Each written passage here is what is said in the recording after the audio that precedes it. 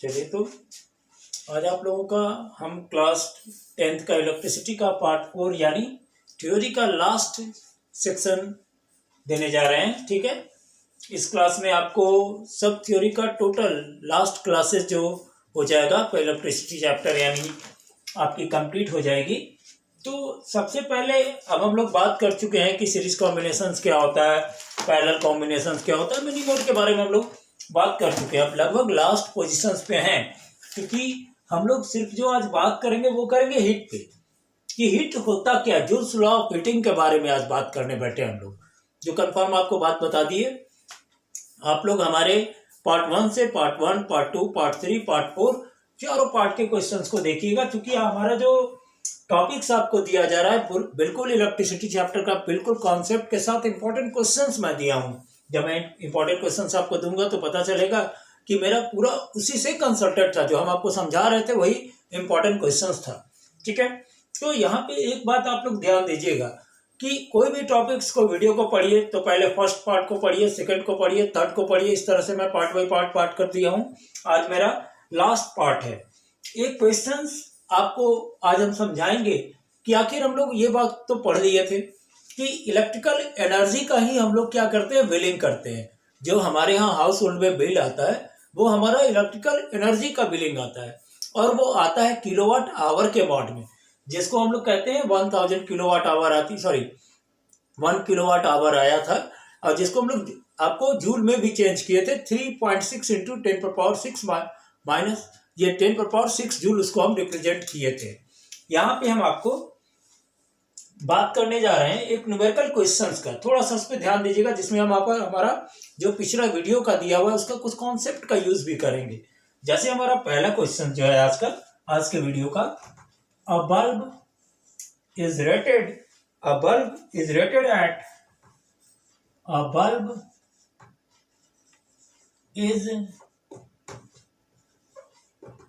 Rated eight, ठीक है, किस तरह से रेटेड किया जा रहा है भाई, तो 100 वोल्ट से 100 वोल्ट से, सॉरी 200 वोल्ट। क्वेश्चन दे रहा है, न्यूमेरिकल है, क्वेश्चन से पहले क्वेश्चन दिखा रहे हैं, टेंशन नहीं लेनी है। 200 वोल्ट से 100 वाट, यानी वोल्टेज इसकी कितनी है, 200 वोल्ट है, और वाट कितना है, तो 100 वाट उसकी पावर हुई। ठीक है, क्वेश्चन से what is resistance, then what is resistance. फिर इसमें एक क्वेश्चन और अटैच है।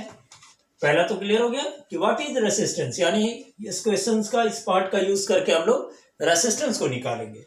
उसके बाद करता है 5 सच बल्ब्स, नेक्स्ट क्वेश्चन का पार्ट है 5 सच बल्ब्स, ठीक है, burn for 4 hours, burn for 4 hour, ठीक है, कितने घंटे जलती है, तो 4 घंटे जलती है। What is the electrical energy consumed, what is the electrical energy consume. चलिए भाई, कितना इलेक्ट्रिकल एनर्जी कंज्यूम होगा, सो हम लोग बात कर लेंगे किसमें, तो आपको किलोवाट आवर में लाएंगे, तो यानी इतनी यूनिट इलेक्ट्रिसिटी का कंजम्पशन हो रहा है। ठीक है, उसके बाद calculate the cost if the rate, calculate, important question है ये, calculate the rate if per unit is RS4। यदि पर यूनिट कैसे, तो RS4 है।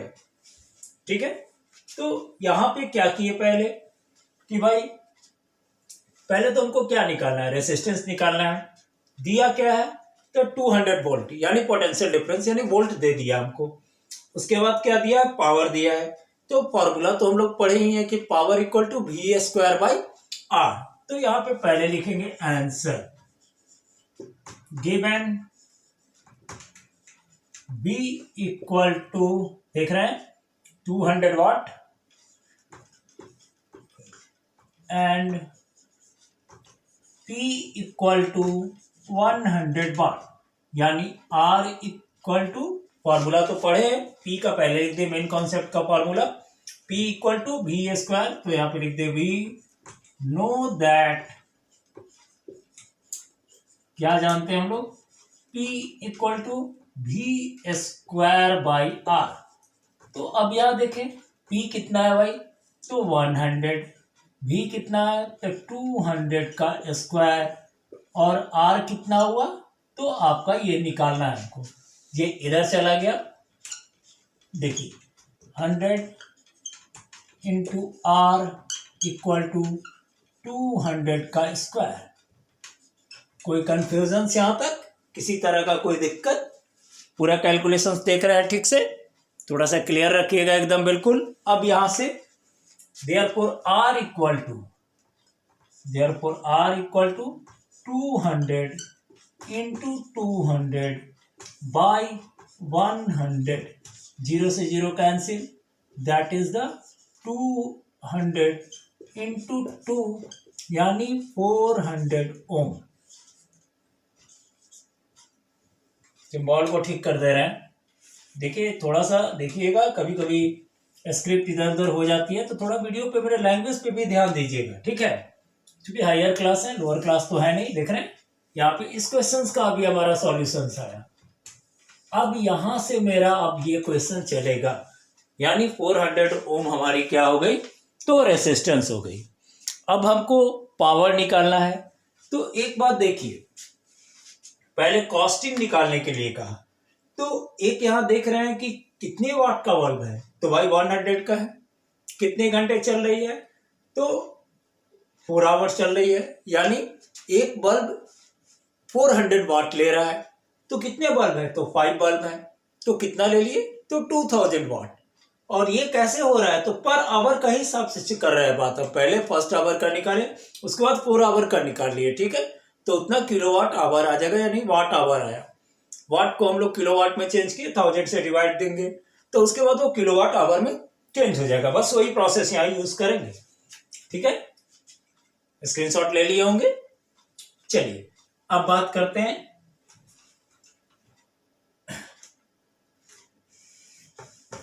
यही निकाल लेते हैं, थोड़ा जगह रहेगा, क्वेश्चन आपके पास ही रहेगा, ठीक है कि नहीं, या इसको यहां से साफ कर सकते हैं, लेकिन चलिए कोई फायदा नहीं मिलने वाला। चलिए यहां पे अब क्या करें, तो यहां पे लिखें कि we know that, second part का बात कर रहे हैं, we know that P equal to E into T, ये तो पता है, सॉरी या ये लिख दीजिए E equal to P into T, energy equal to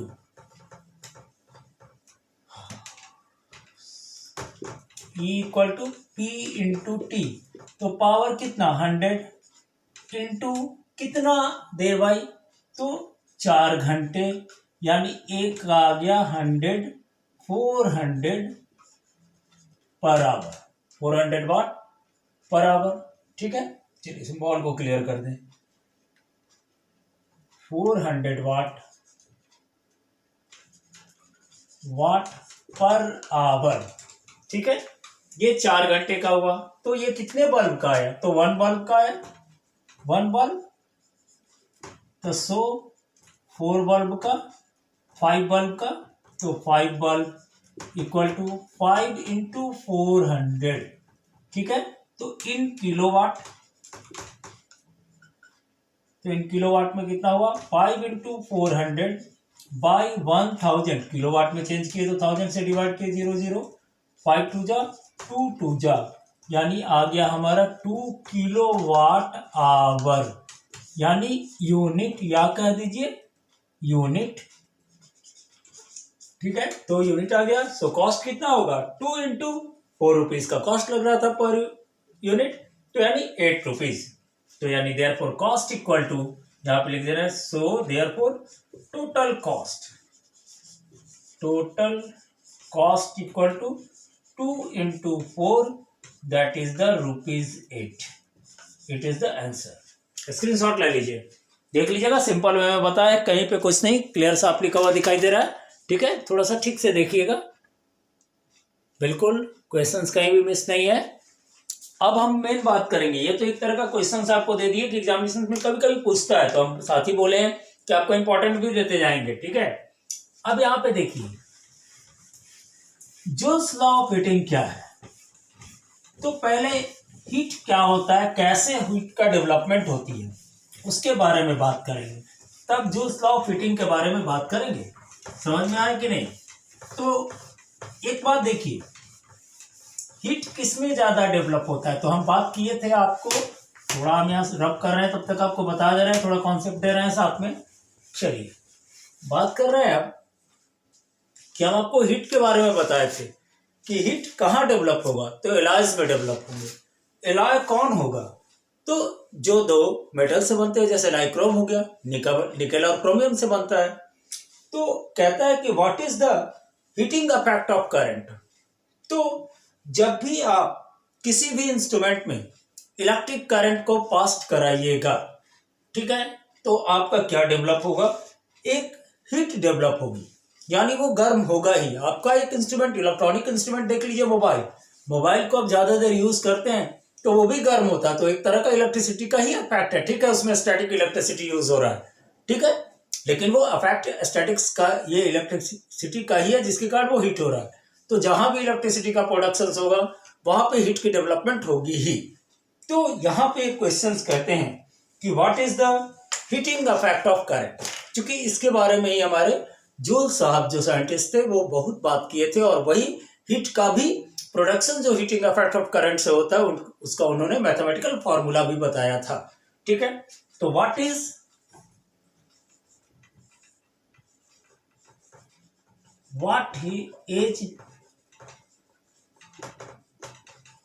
heating effect of current, ठीक है। क्या है heating effect of current, what is heating effect of current. Answer लिखेंगे, when an electric current is passed,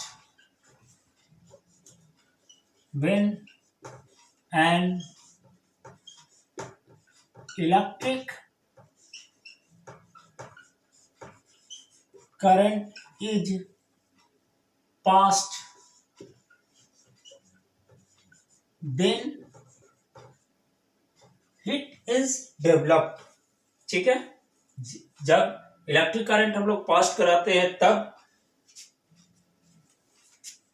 then ये direct heat भी लिख सकते हैं, या रेसिस्टेंस के द्वारा ही हीट की डेवलपमेंट होती है, ठीक है। तो pass then the wire becomes heat, यहां पार्टिकुलर वायर कह दिए, becomes heat, this is called heating effect of current, ठीक है। This effect shows easily in an alloy, ठीक है। एलॉय जैसे कौन, नाइक्रोम, एलॉय कौन, तो नाइक्रोम जैसे, इसको सिंपल सा देख सकते हैं। तो when an electric current is passed, then the wire becomes heat. This is called heating effect of current. This effect so easily in an alloy such as nichrome. चलिए अब हीटिंग इफेक्ट ऑफ करंट के बारे में, तो joule साहब क्या कहे थे, तो जूल साहब रिलेशंस दिए थे किसके किसके बीच में, तो करंट के बीच में, रेसिस्टेंस के बीच में, और उसमें जो टाइम लगता है पास्ट होती है उसके बीच में।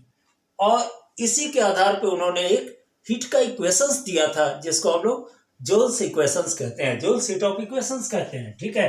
तो कहने का मतलब इसका स्क्रीनशॉट ले लीजिए।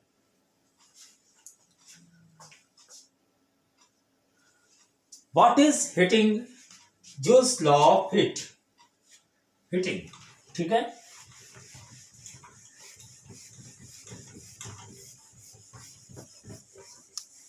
What is Joule's law of heat? Questions.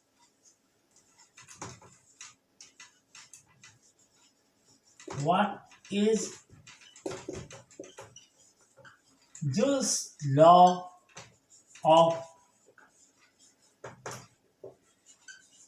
heating? यानी जूल्स लॉ ऑफ हीटिंग क्या है? ठीक है, चलिए तो the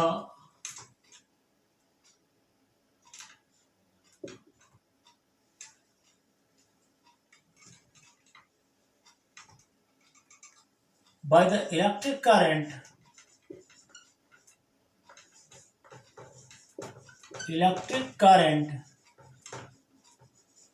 the heat is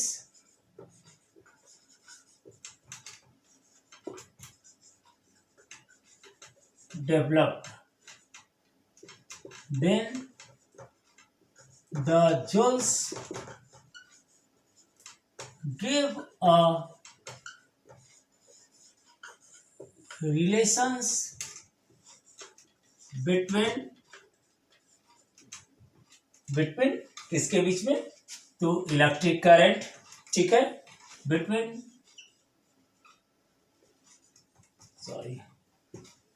between current I, resistance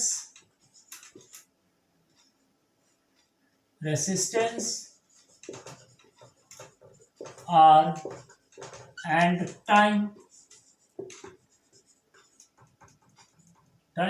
by the electric current the heat is developed, then the joules gave a relations between current, resistance and time with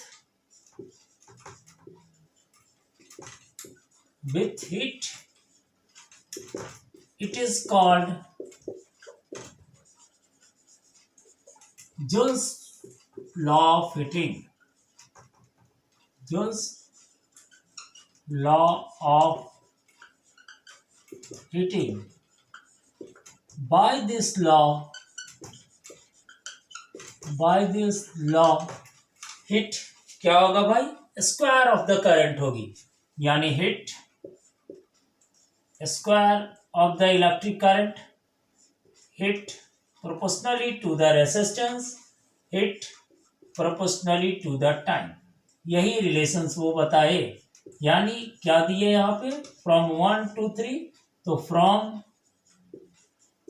1, ठीक है, 2 and 3 H proportionally I square RT, ठीक है। यहाँ पे क्या होता है बात कि यहाँ पे जो प्रोपोर्शनली हटाते हैं तो एक कांस्टेंट देते हैं जिसका वैल्यू 1 के बराबर होता है, इसीलिए इसको कह देते हैं I square RT। General mind of view से इसको यूज कर लेते हैं। आगे क्लास में पढ़िएगा, इसका एक कांस्टेंट आता है जिसको हम लोग गैस को इस कांस्टेंट को हम लोग बाद में बात करेंगे, अभी बात करने कोई जरूरत नहीं है, ठीक है। चलिए आगे बात करते हैं हम लोग कि टंगस्टन्स क्यों यूज करते हैं बल्ब में। तो पहला क्वेश्चन से थोड़ा ध्यान से सिर्फ समझिएगा, ज्यादा इसमें कॉन्सेप्ट का जरूरत नहीं है, ठीक है। इसका स्क्रीनशॉट ले लीजिए। H = I स्क्वायर RT, ये रिलेशन आ जाता है, ध्यान से पढ़िएगा। बाय द इलेक्ट्रिक करंट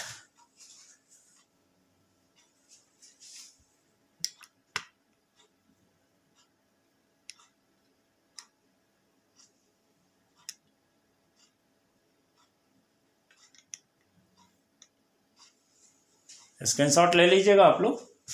चलिए एक क्वेश्चन और छोटा सा ही वीडियो आज बनेगा, अब कल से आपका इंपॉर्टेंट क्वेश्चंस विथ न्यूमेरिकल का अगला वीडियो में देंगे।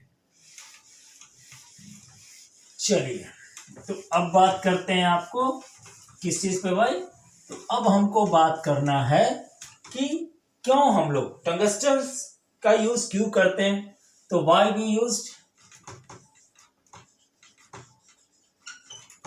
वी यूज्ड टंगस्टन, ठीक है, टंगस्टन मेटल इन अ बल्ब, ठीक है। एक बार जान लीजिए टंगस्टन क्या है भाई? तो एक तरह का आपको मतलब एलॉयज ही है। तो इसका क्या होता है, तो ये फिलामेंट है जिसकी हाई मेल्टिंग पॉइंट होती है, जिसके कारण ये मेल्ट्स इसलिए नहीं करता, और इसी के कारण इसका यूज हम लोग क्या करते हैं, तो बल्ब में करते हैं। तो टंगस्टन मेटल्स, टंगस्टन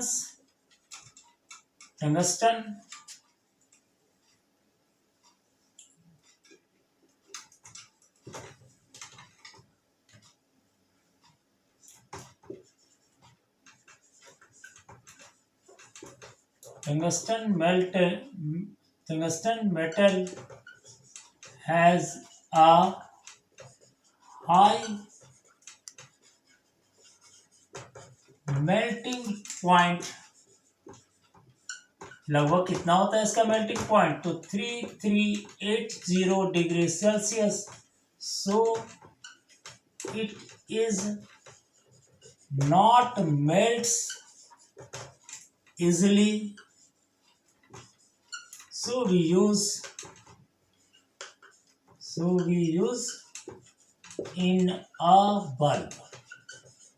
यही कारण है। एक और क्वेश्चन आएगा, why we used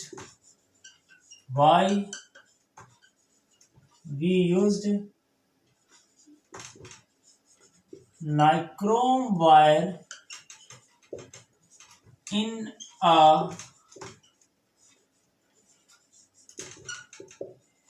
heating appliances। ये सब इंपॉर्टेंट क्वेश्चंस है, आपको ध्यान दीजिएगा, 2 मार्क्स का पूछता है। Why we use nichrome wire in heating appliances, क्यों हम लोग नाइक्रोम वायर का यूज हीटिंग एप्लियंसेस में करते हैं। तो एक बात देखिए, नाइक्रोम वायर किस चीज का बना होता है, तो nichrome wire is made with nichrome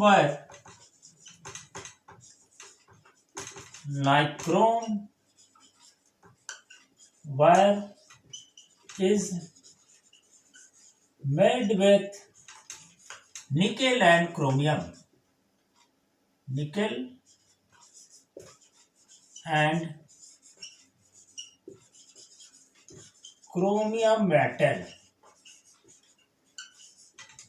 चलिए इसका स्क्रीनशॉट लीजिए, आगे इसका बात करते हैं हम।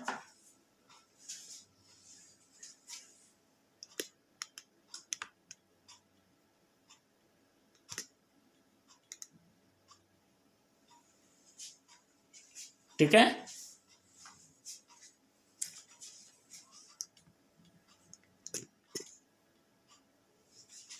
चलिए मेरा वीडियो बिल्कुल ओरिजिनल होता है, किसी भी तरह का कोई भी एडिट उडिट हम नहीं करते हैं। जो ऑफलाइन क्लास जिस तरह से लेते हैं वैसे ही आप लोग ऑनलाइन क्लास भी लेते हैं, इसलिए पूरी ईमानदारी से हमारे वीडियो को देखिएगा। थोड़ा बहुत हो सकता है कहीं मिस्टेक हो जाए तो थोड़ा सा उसके लिए ये कीजिएगा, ठीक है, क्योंकि हम ज्यादा कट पेस्ट वो सब एडिट वेडिट पे विश्वास नहीं करते हैं, ठीक है। आप लोग को ओरिजिनल चीज देते हैं जो एक क्लासरूम में हर स्टूडेंट को मिलना चाहिए, ठीक है। चलिए, nichrome wire is made with निकल and chromium metal, so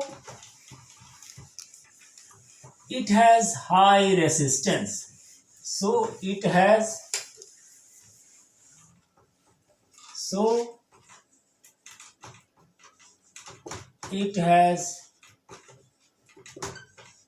high resistance, ठीक है, and do not easily melts नहीं लिखिए, इसको ऐसा लिख दिया। So it has high resistance, so it is give a many more heat। चलिए, तो आज आपका क्लास से इलेक्ट्रिसिटी का क्लोज हुआ ये पार्ट। नेक्स्ट पार्ट में आपको इंपॉर्टेंट क्वेश्चन जो सेलेक्टेड होंगे, न्यूमेरिकल्स क्वेश्चंस को मैं कराऊंगा। आप लोग हमारे चारों वीडियो को ध्यान से देखिएगा, आपको इलेक्ट्रिसिटी चैप्टर का कुछ भी कॉन्सेप्ट नहीं बचेगा। आप बुक लीजिए, एस चांद के बुक लीजिए, एनसीईआरटी का बुक लीजिए, पढ़ने बैठ जाइए, आपको क्लियरली समझ में आया। तो आप लोग फिर से एक बार बोलेंगे, हमारे चैनल को सब्सक्राइब जरूर कीजिए, क्योंकि ये एजुकेशनल चैनल है। आपको डिफरेंट टाइप का एजुकेशन, क्लास 10 का हर मटेरियल, क्लास यानी क्लास वाइज आपको टोटल सब्जेक्ट का मटेरियल बराबर मिलता रहेगा। थैंक्स।